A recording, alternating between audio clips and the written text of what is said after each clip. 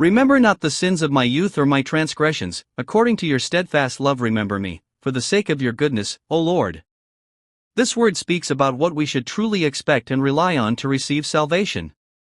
Here, sins of youth and transgressions means sins and faults of childhood, sins and faults of the young stage, used synecdochically to represent all the evils that humans commit while living.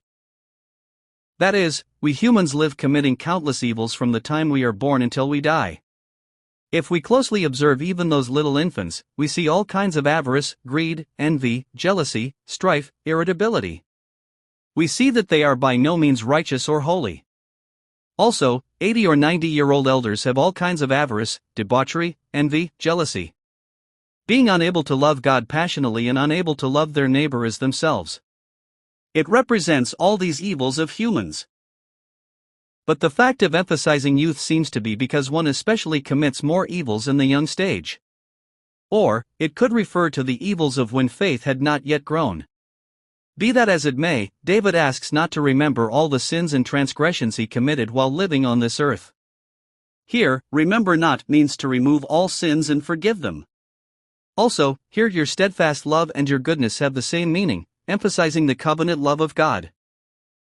That is, it refers to the wonderful love of God, His goodness, which sends His only begotten Son to save the sinner and even makes Him die by shedding His blood on the cross. In other words, David says that he has nothing he can present to receive salvation from God. Is it not so? Some person might present, to receive salvation, that they lived more kindly than others, were more righteous, worked harder, or did more services.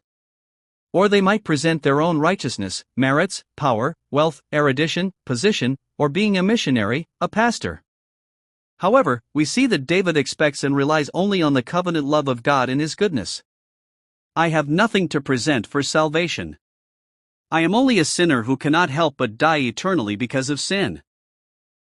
Therefore, the request is for God to remove all my sins and forgive me with that covenant love and that goodness, and thus save me. Then, how will God act?